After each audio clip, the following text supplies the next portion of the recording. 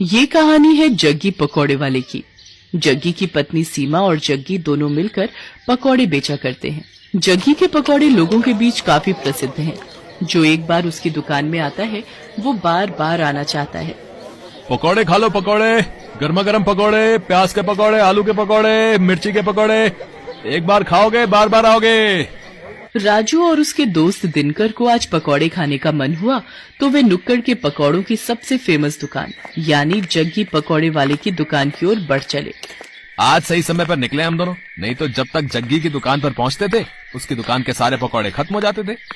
आज तो जमकर पकौड़े खाऊंगा।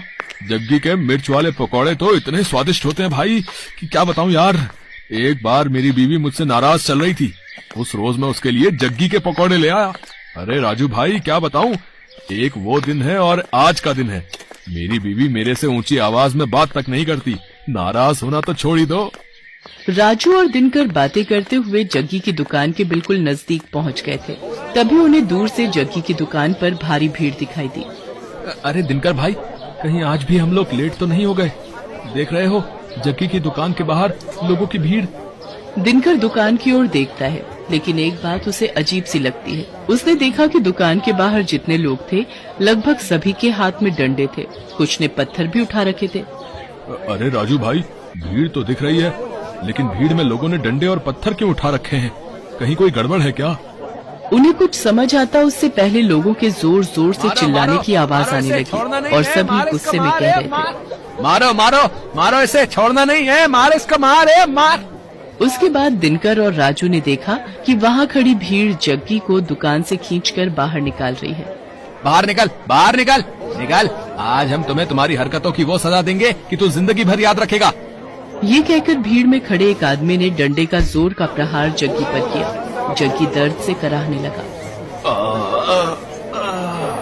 उसके बाद तो कई लोग डंडे से उसे मारने लगे। उसके सिर से खून निकलने लगा। वो लोगों के आगे हाथ जोड़कर माफी मांगने लगा। छोड़ दीजिए मुझे। तुम्हें छोड़ दूं? हैं? तुम्हारे जैसे बेशर्म पकौड़े वाले को छोड़ना मतलब तुम्हें गलत काम करने की छूट देना। ये कहकर भीड़ में से ही एक आदमी ने अपने हाथ में लिया पत्थर उठाया और उसकी ओर तान दिया। ये देखकर जग्गी दुकान से निकलकर तेजी से भागने लगा। ये लोग तो मेरी जान ही ले लेंगे, मुझे किसी भी तरह यहाँ से निकलना होगा। जग्गी आगे आगे भाग रहा था और गुस्साई भीड़ उसके पीछे। राजू और दिनकर को अभी भी समझ नहीं आ रहा था कि आखिर ऐसा क्या हो गया कि लोग जग्गी के पीछे पड़े हैं। लोग उसे बेशर्म पकौड़े वाला क्यों कह रहे हैं? लोगों के इस तरह जग्गी पर भड़कने का कारण समझने के लिए कुछ समय पीछे जाना पड़ेगा। 410, 430, 490, 500, आज की कमाई 500। अगर इसी तरह कमाई होती रही तो तेरे लिए चांदी की पायल बनवा दूंगा। अजी मुझे पायल वायल नहीं चाहिए। क्यों, क्या हुआ? हमेशा तो गहने की रट लगाए रहती है।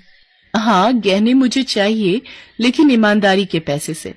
अरे तो मैं कौन सा स्मगलिंग कर रहा हूँ, ईमानदारी से ही तो पैसे कमा रहा हूँ।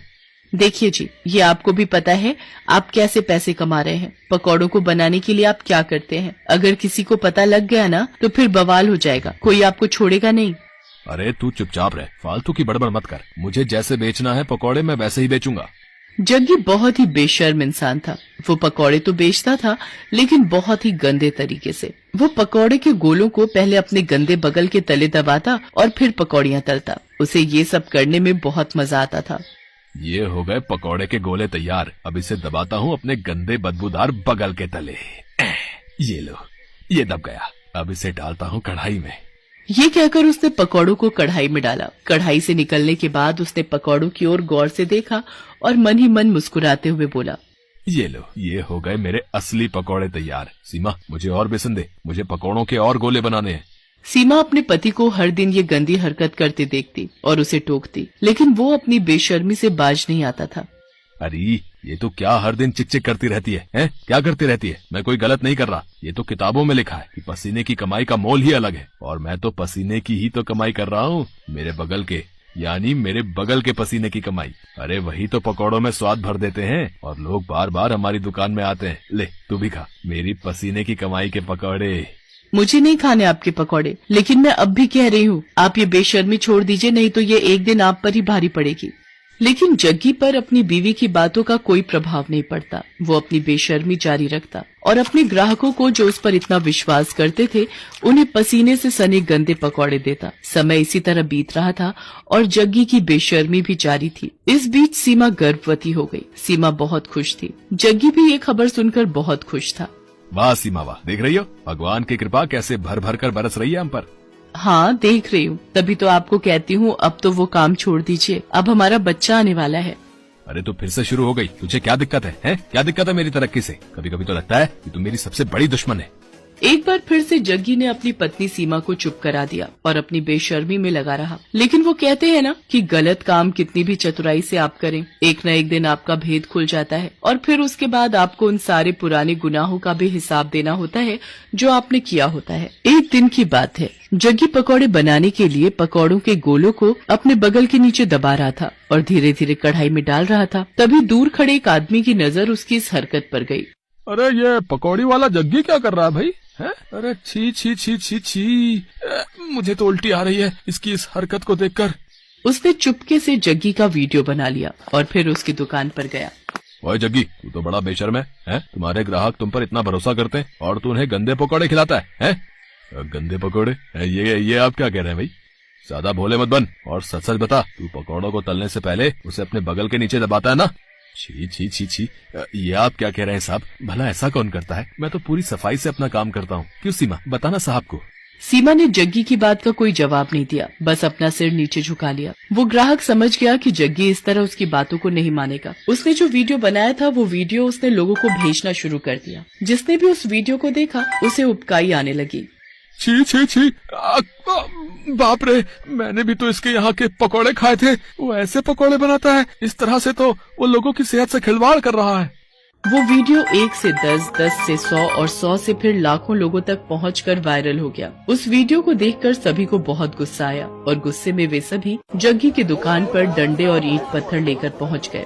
आज छोड़ना नहीं इसको, इसकी सारी बेशर्मी आज हम निकाल देंगे, मार देंगे इसे। हाँ, आखिरकार लोगों ने उसे पकड़ लिया। एक बार फिर से सभी उसकी पिटाई करने लगे। तभी उसकी पत्नी सीमा भागती हुई वहाँ आई और लोगों के आगे हाथ जोड़ते हुए उसने कहा, मैं जानती हूँ कि इनकी गलती माफ करने के लायक नहीं है। इन्होंने आप लोगों के विश्वास का खून किया है, आप लोगों की सेहत के साथ खिलवाड़ किया है, लेकिन आप लोग इन्हें मार देंगे तो मेरा बच्चा जो अभी मेरी कोख में है उसके सिर से पिता का साया उठ जाएगा। भगवान के लिए मेरे कोख के बच्चे पर रहम कीजिए और इन्हें छोड़ दीजिए। एक गर्भवती औरत की गिड़गिड़ाहट को सुनकर लोगों का दिल पसीज गया और उन्होंने इस वादे के साथ जग्गी की जान बख्शी कि भाई कान खोल के सुन लो, हम तुम्हें छोड़ तो रहे, लेकिन अब कभी इस तरह और इस जगह पकौड़े ये नहीं बेचेगा, इसे ये जगह छोड़नी होगी। सीमा ने उनसे वादा किया। जग्गी को वो जगह छोड़नी पड़ी। जग्गी को बार बार उसकी गलतियों के लिए आगाह किया जा रहा था, लेकिन वो अपनी आदत से बाज नहीं आ रहा था और एक दिन उसी आदत के कारण न सिर्फ उसकी जान पर बनाई बल्कि उसे अपनी वो जगह भी छोड़नी पड़ी जहाँ उसकी दुकान बहुत चलती थी। आज जग्गी जहाँ भी अपनी दुकान लगाने की कोशिश करता है उसके पुराने कर्म उसकी राह में आ जाते हैं। अब उसे अपनी करनी पर बहुत दुख होता है, लेकिन वो कहते हैं ना कि अब पछताए होत क्या जब चिड़िया चुग गई खेत।